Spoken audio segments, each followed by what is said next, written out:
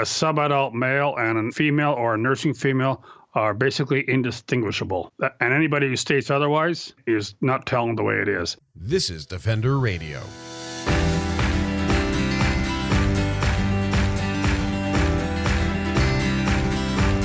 I'm Michael Howie, and this is Defender Radio, the podcast for wildlife advocates and animal lovers, brought to you by the Fur Bearers. Well, there's no nice way to put it. The Ontario government wants to make permanent the spring season for killing black bears. Here's a quick history lesson before we get into this issue and the interview. A spring season for hunting black bears was cancelled in 1999 when the Ontario Progressive Conservatives faced evidence of increased orphaning of bear cubs among other environmental concerns. In 2014, the season was reintroduced by the Ontario Liberals in response to alleged conflict in communities. By 2016, the government had changed their tune to the economic boon of such a hunt, with the alleged conflict as a secondary argument, often not even acknowledged. Now, under the Ontario Progressive Conservatives once more, the Ministry of Natural Resources and Forestry is proposing that the spring black bear hunting season be made permanent. There's a whole lot of reasons the Ontario spring black bear hunt shouldn't exist at all, let alone be made a permanent fixture. To explore the myriad of reasons it's a bad idea and more completely outline the harm this hunt can and does cause, I was joined by bear expert Mike McIntosh of Bear With Us Sanctuary and Rehabilitation Centre here in Ontario. And one last thing before we dive in. Even if you don't listen to this whole episode, please go to thefurbearers.com to take action. You can find the link in this week's show notes too. The bears need your voices. Let's get into it. Here we are again, I guess, is the place to start. We've had this conversation in the past, I think both in 2014 when the hunt was, the spring bear hunt was announced as a 2-year pilot project, 2 years later when they said we're going to expand it again for 4 or 5 years, and we're right back at it. I'm not sure the easiest place to start, though, but why don't we go back to 2014? Because I think there's some elements of what was said then that really matter now. And as far as I recall from our conversations and my reading at the time, the Ontario government was very convinced that instituting a spring bear hunt was the best way to keep communities safe from bears and prevent conflict with bears. Well, I think they knew that's probably a total falsehood, Mike. But I think more important, that current government, the Liberals, was hoping by doing such a thing, they might get more votes from the northern part of Ontario. And we know how that ended up. Yep. It was very clearly political at the time. I think pretty much all commentators saw that clearly. But they really did try and pitch it as a community safety issue. And we know now what we knew then, and that is simply that a spring bear hunt has nothing to do with conflict issues. In your experience, how do those two things stack up? The spring bear hunt and bear conflicts? Mm-hmm. Well, first, no, they don't have. They're not really. A spring bear hunt is not going to affect the conflict situation. People's behavior, garbage disposal habits, and bird feeding, that's what affects it, and that doesn't change whether hunting or no hunting. We have to encourage people to make the change, not put it on the bears. Yep. And it's the same thing we're dealing with out west. We're dealing with pretty much everywhere in Canada where there is wildlife. We deal with this issue. And almost every time it comes down to human behavior, attractants, etc. So we can kind of get that out of the way. That when the government brings up the safety aspect, it really is just them reaching for a reason to fill in the political blank. But now they're saying, as they did in 2016, after that first initial run through, that this is really good for the economy and it's sustainable, so why not do it? And I'm going to pose that question to you. It's good for the economy. It is technically sustainable, so why not do it? Well, I guess because somebody can make a few bucks at it. And I think, too, so say it's good for the economy, but, I think a lot of other things that are considered nowadays to be totally unacceptable would also be good for the economy. So why don't we do that? Mm-hmm. Like sell hardcore drugs on the street. Yeah, make a lot of money if we legalize some of that stuff. That's right. So, I think they exaggerate the economical benefits. They don't consider how valuable our natural wilderness with the wildlife intact is to those people who come here as tourists and want to see these animals, minus the clear cuts and the ATVs and the ATV trails and the dead animals, that are happening both in the spring and the fall. Well, absolutely. And I was just talking about this, and I can't remember if it was with a colleague or with a friend, and saying I would absolutely love to go to Northern Ontario. I'm in Hamilton, so Southern Ontario in the urban areas. I'd love to go north, drive for, 3 or 4 hours or take a train up or a bus and go and be led on some wildlife and foraging tours during the day, then sit around a campfire at night and look at the northern lights while drinking whiskey and eating fresh bannock. Like, I would hands down put my money into that for a vacation. And it's surprising to me that we're just talking about a bear hunt if we're talking about economics of Northern Ontario in tourism. That's right. Yeah, and they extrapolate those numbers. They anticipate how many people are going to buy gas and buy groceries. That's it's quite frankly a lot of baloney, because it's all on estimates and how much these people may spend if they go to Northern Ontario to shoot a bear. Or it's on self-reporting. So, I spent $100 on gas for the weekend when they may have spent $10. There's no way of knowing. Well, a lot of the reasons for bringing the spring bear hunt back were promoted and spread by the hunting organizations, the activists, and they made up the stories because nothing's true about it. The government just happened to parrot those same stories. Yeah, they're just taking the narrative. And that's something we see, I think, in a lot of wildlife and wildlife management ancillary issues. I know in BC, again, we just went through the proposed hunting and trapping regulations, and we just went through this general input on wildlife management in British Columbia. And almost everyone involved comes from the consumptive side. So by consumptive, I mean people who use wildlife directly through hunting, trapping, etc., where they take the animal or take something from the animal. Whereas wildlife photography, bird viewing, general nature hikes, all of these other things are non-consumptive. They don't take things out of nature. No, not if they're ethical. That's a fair point. Unethical photographers and hikers can take a lot out by disturbance of certain wildlife species. Very true. In general, you're correct. Animals don't die directly because of it.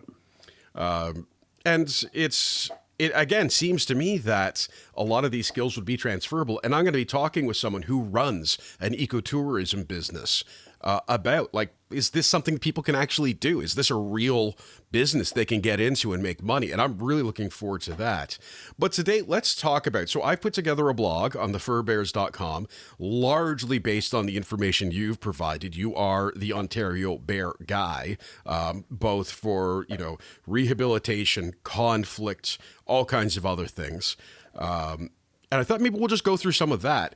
And the big issue that comes up, and we got to start with, is the orphan bear cubs and females with cubs.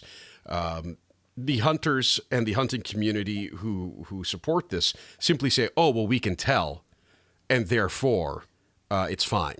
But what's your experience and what's the information available? Tell us otherwise. They can. What do they say they can tell, Mike? I think I probably know what your answer is. They think they can tell that this is a mother who would have cubs with them. Yeah, they can't. I can't. I look at bears from a whole different perspective than the hunter does. And a subadult male and a female or a nursing female are basically indistinguishable. And anybody who states otherwise is not telling the way it is. Bear scientists who are out there all the time, they can't tell a difference. Yeah. Like a large adult male, yes, you can. However, 70% of the bears that are shot are subadults or females, and they're both the same size. Yeah, and I guess the only way to be able to tell really is if you had kind of an extraordinary angle. And even then, it's not a sure thing that a female bear does or does not have cubs. Well, Mike, early in the spring, the hunt starts on May the 1st.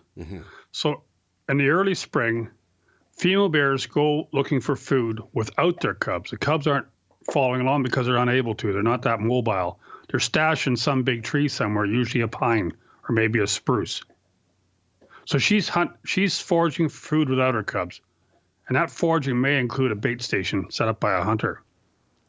The other thing is the cubs are very small, so that they're around 3 to 4 kilograms, if that, and they demand not a lot of milk from the female bear's mammary glands. Therefore, she doesn't look like she's a nursing female. She doesn't have large mammary glands like she will later in the year, such as July. So I know of cases where hunters have shot a nursing female, and her mammaries were so small that they did not know the difference. So, some distance away, those cubs are orphaned and starved to death, and the nursing female was claimed to be just a female. Yeah. I also know of a number of cases where the hunters call females males on purpose. They don't report the way it is. And what are the reporting requirements? I mean, is there any way to state that the reporting that's happening is reliably accurate? Or is this all, again, out in the middle of nowhere, kill a bear, fill out some paperwork, and no one ever sees the bear? What's the situation there? Well, up until 2020, reporting was optional, but suggested. But the reporting, the reliability of the reporting was very poor because a lot of guys didn't report it because nobody was reminding them that they have to. Mm-hmm. Now, apparently for 2020, that's going to be mandatory. But they're still depending on the honesty of the individual to report accurately. Right. And again, because there is no one in the field checking on this, which is another point we'll get to, there's no way to know if this is reliable. We just have to presume that it is. And do we have information that indicates it may not be? I mean, I know in the trapping community, if I go on a trapping forum, it'll take me about 2 minutes to find someone who said shoot, shovel, and shut up. So what are we looking at in terms of this hunting without individually calling anyone out, of course? Because well, I would like to think that most of the people that participate are honest and take it seriously. Mm-hmm. But it's the 20% or the 30% that are not that make it bad for everybody. And shoot, shovel, and shut up is very common when it comes to killing bears, out of season and in season. For instance, if they injure a bear and the bear runs away, often they don't even bother chasing it. They just wait for the next one. Yeah. Or if they get one that's small and they want, they wait for the bigger one. Then they claim that one and put their hunting tag on it. Yep. It's unfortunate. And again, is that being tracked? Of course not. It's impossible to track that. Like I said before, though, I believe that the majority of them are not inclined that way, but there's still many that are, and that does a lot of damage. Absolutely. As is true in most situations, a couple of bad apples really can spoil the bunch, particularly when we're dealing with trying to monitor things scientifically in any way. One of the other points that comes up is what the season is. Right now, it is May 1st to 15th, and the recommendation that you've put forward is to change that from 1st to 30th. And I should say, in our article, in your article, everywhere it says we oppose the spring bear hunt and it should be canceled, period. Yeah. However, if it is going to go forward, these are major issues that need to be addressed. And I think by putting it that way, I think, from a reality standpoint, to get it abolished, which would be just the best thing in the world, highly unlikely. So let's try and make it more honest and more accountable. And by making it from June 1st to June 30th is going to reduce the likelihood of a female bear going to a bait site without her cubs. Right, because at that age, they'll be more likely to stay with her. That's right. So, for instance, many hunters will watch their game cameras and see a mother bear with their cubs in the latter part of the hunting season because it runs up to June the 15th. Mm-hmm. But the early part of the hunting season, that's less likely. So I can just see that the lack of the extra 15 days causing a lot of problems. But, if they want to do it legitimately and think of ethics, they need to get real. Yeah. And I think that's a great point. Again, that's a common sense type thing. Of course, one of the things we need to talk about is baiting. Baiting is something that you, in your role with rehabilitation and with conflict, we, in our role with conflict and policy, and everyone else, our mutual colleagues at Coyote Watch Canada, Wolf Awareness, etc., we all regularly see the issues that come from feeding wildlife. But in Ontario, in the spring and in the fall, and I think throughout the summer right now, people can bait bears with very few limitations. That's correct. So the hunting season ends, and the outfitters keep on baiting the bears because they want to keep them around till the fall when the hunting season starts again. And that's one more point I'd like to mention, Mike, if of course, just now, is that when they canceled spring bear hunt, they lengthened the fall hunting season. Now that they want to bring the spring bear hunt back, they aren't shortening the fall hunting season like they should. It's still at the same, goes for the same period that it did after they canceled the original hunt. So any place north of the French River, hunters can start shooting bears again August the 15th. The bears really have little break. Mm-hmm. It's just nuts. I don't know what else to say to that. It's nuts. And it's very much, from what I understand, we do it because we can, not because we should. And that is something in wildlife management these days that I am having more and more trouble handling, is the group of people, typically from the hunting or trapping activism side, saying, we have to remove emotion from this. We have to use science to determine whether or not we can do something, but not acknowledging the fact that science can't tell you if you should. I actually have an entire episode on that from a year or two ago. Just a point, and science has changed now. Like there used to be a time when government ministry looking after wildlife and other natural resources, they depended on their biologists and the people in the field to make recommendations. But now it's moved to politics. Mm-hmm. They don't set hunting seasons and hunting numbers with a whole lot of credit to the people who are in the wildlife management field. It's done by people with those shiny shoes that are politicians that want to get voted in again in a particular area. Yeah. And so that's pretty dangerous because the people who are making the rules are listening to the loud extremist activists, such as the hunting organizations in Ontario, and not paying attention to the real facts. Yeah. And then we start getting into issues of, uncertainty principle and just not knowing overall. Again, I think we need to look at what's happening around us in the world and realize the speed at which things are changing in the environment means we need to be much more adaptable than we are currently. And the old way of doing this, as you've stated, is to say, oh, well, let's just extend the hunt for a political reason without consideration for some of these other things. And with the baiting, again, one of the problems is no one else knows where the baiting piles are, because I really want to circle back to that. If you're out hiking, someone can have been putting donuts on a tree stump every day for the last 4 years, and you have no way of knowing until whatever animal has been feeding on that comes along to get it.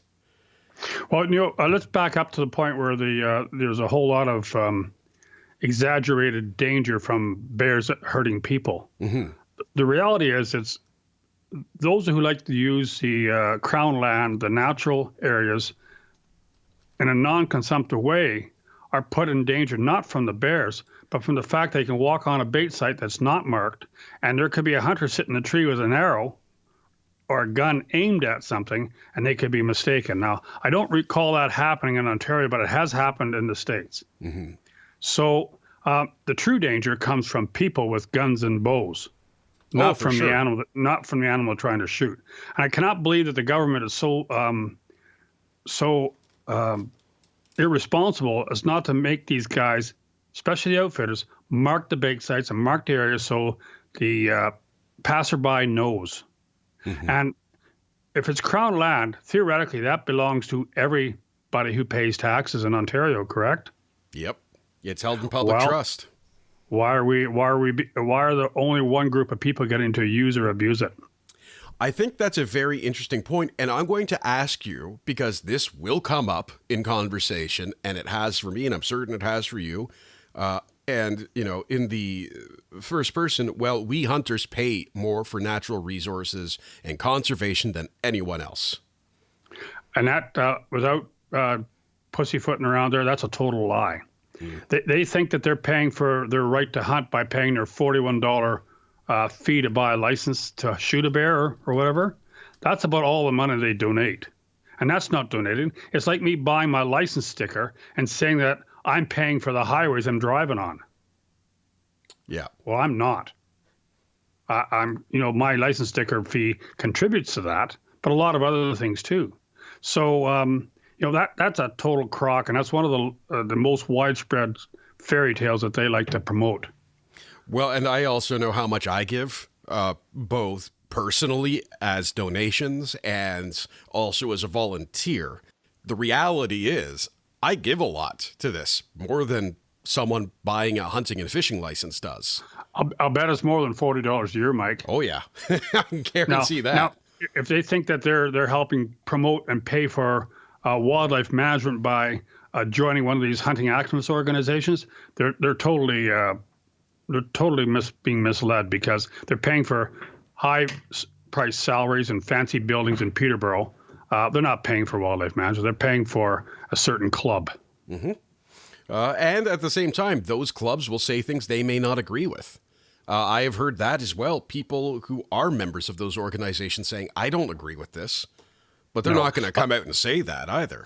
And, just on that point, I've mentioned several times during our short conversation that I'm not talking about the hunting community in general, because a lot of them do try and do the right thing, even though that's their choice, to kill animals. And they try and do it ethically, and they try and do it honestly. And it's a good thing, because there's not enough oversight out there to control everybody or keep an eye on everybody. And that's another point I've made. If the government wants to spend a whole lot of money on promoting this hunt, they better get more conservation officers out there in the field. Absolutely. And that's one of the points that I wrote. And I took that thought and extended it a bit, is you've got to show that there's an increase in enforcement capability through funding, infrastructure, and boots on the ground hires. Because how can you possibly say this is safe, that this is good, if you're not out there checking on it? Okay, so one way to do that, Mike, will be to forget that measly drop in the bucket, $40 or $50 they pay to buy a hunting tag, and double it or triple it. Make these people pay the price, so true conservation can actually happen. And, they don't donate their own money. They only pay for what they have to. And these conservation officers would also help minimize the guys who don't want to pay anything, just poach them. Yep.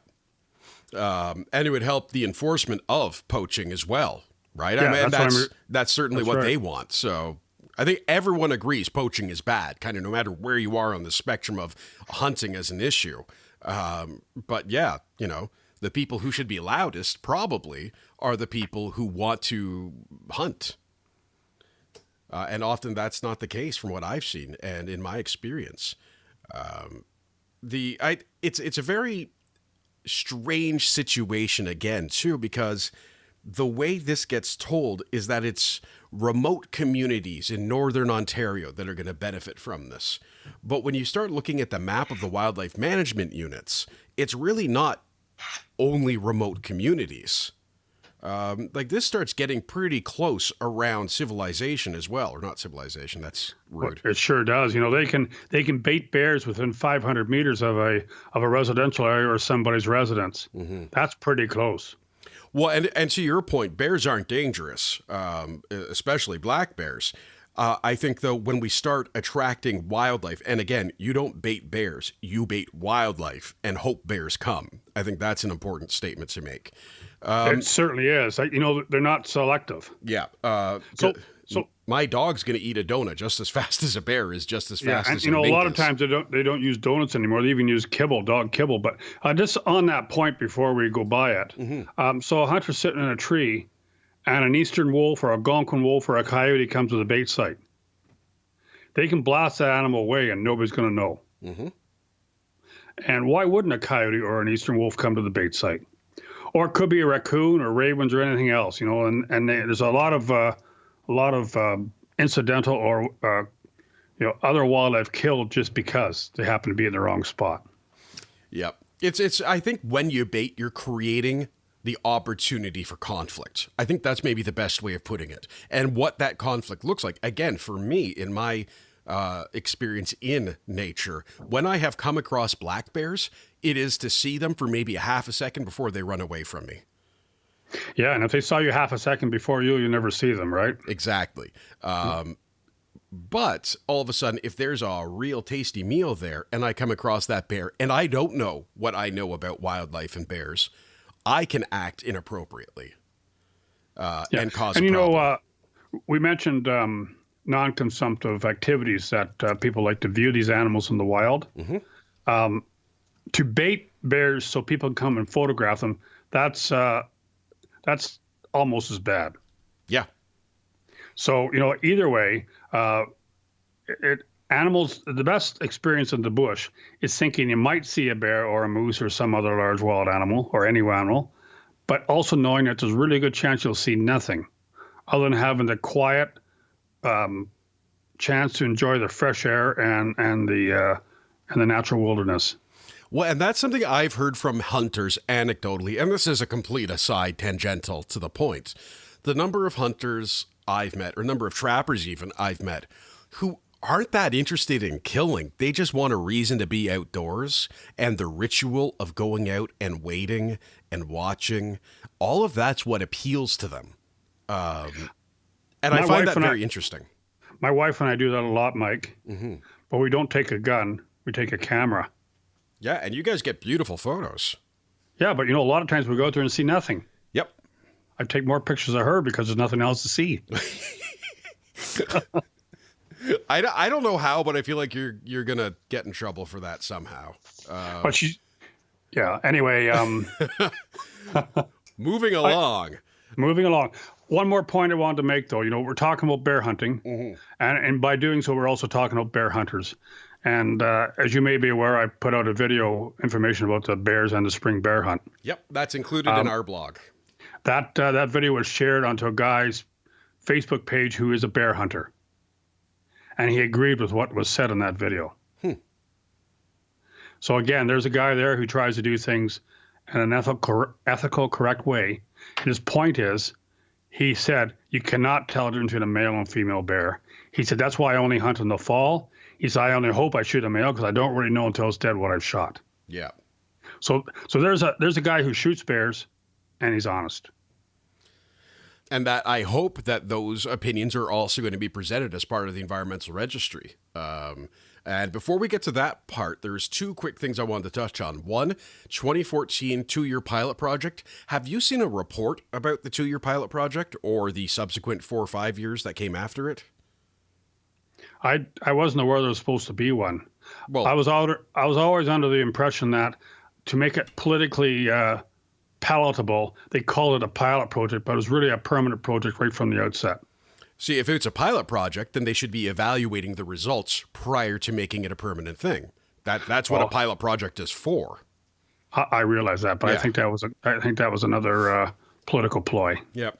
And that's another one of the points of, you want to do this, show us the evidence that you've built and the milestones and the statistics and the public input. Like, you should have had all this stuff.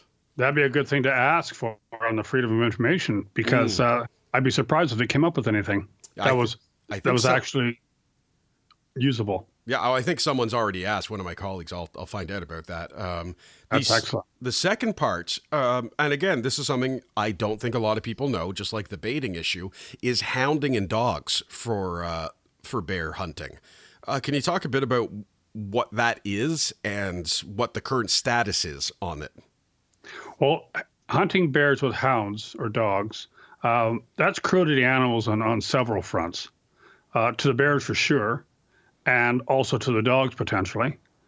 And if they say that they know when they shoot mother bears with cubs, and they don't do that, how can they suggest that a dog knows the difference between a nursing female, a female, or a male? It just chases any animal that's going to run that happens to look like a bear.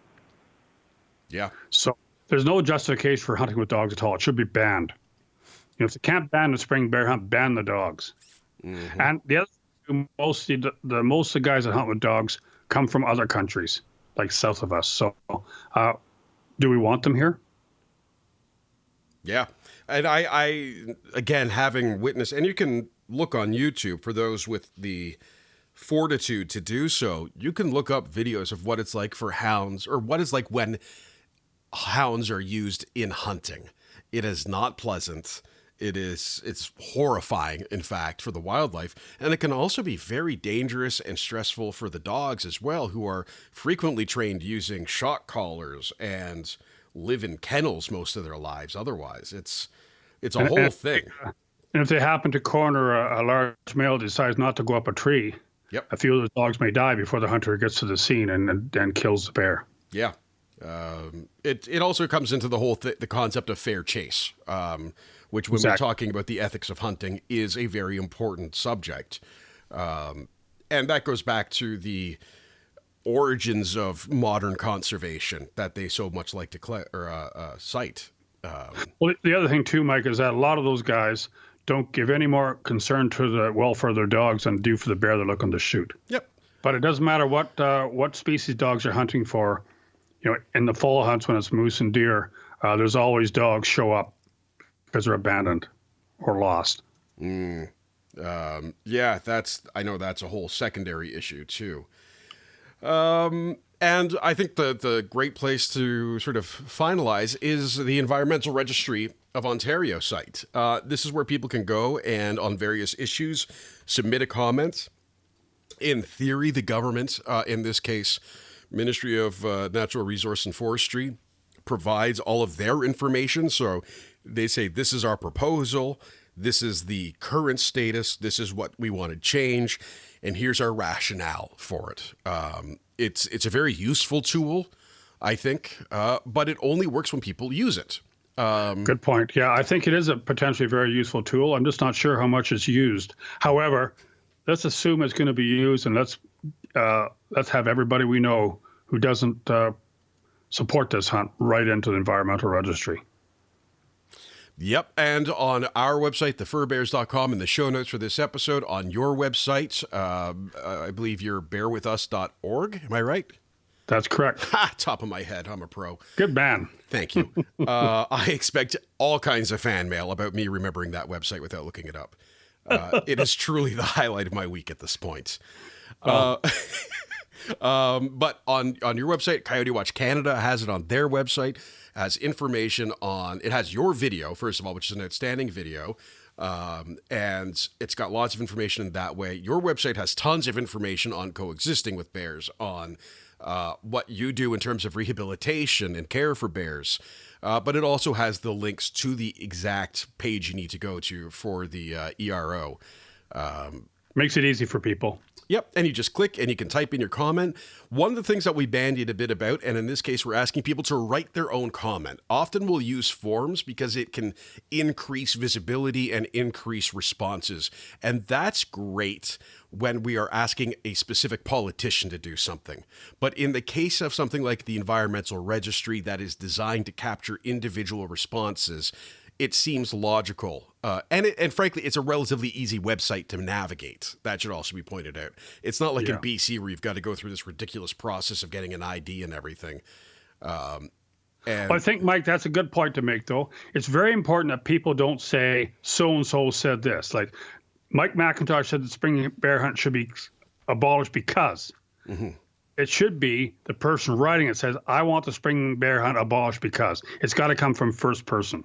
That makes it much more powerful and makes it much more legitimate. The government, I think, tosses out things that are sent in by groups or form letters that are all the same. They certainly can. And that's the other thing on a case like this. If you see a Change.org petition, please don't share it. Please don't sign it, because no one other than Change.org benefits from that petition. That's a good point. The petition companies benefit. But way back when they canceled the spring bear hunt up until in 1999, mm-hmm. organizations who opposed the hunt, like myself and other Animal Alliance and other groups that were not for the hunt, were all grouped together as animal activists, and we count it as one, even though there may have been thousands of voices. Yeah. We're not going to do that again. Yep. I don't want to be part of anybody else's response. It's my personal response. I live in Ontario. And I think that's what everybody's got to remember. That's the most powerful message. To take action to protect bears in Ontario, visit thefurbears.com or follow the links in this week's show notes to our action page. You can learn more about Mike and his outstanding work for bears at bearwithus.org. I did a quick fact check. I looked up the 2014 statements made by then Minister of Natural Resources Bill Morrow, a Liberal who did in fact focus on so-called safety as opposed to money. Here's the paragraph from the TVO article.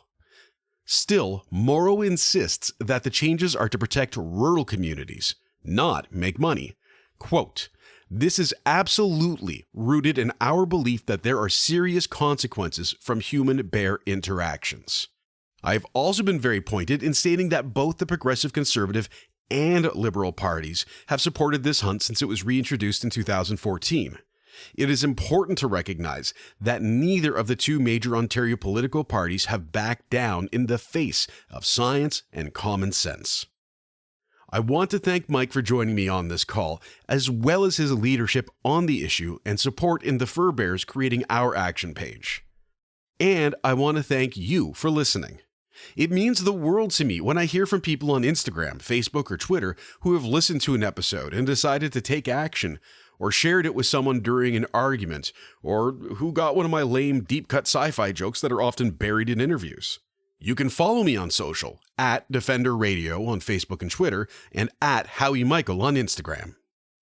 Until next time, I'm Michael Howie for Defender Radio and the Fur Bears, reminding you to be kind, and to stay informed and stay strong.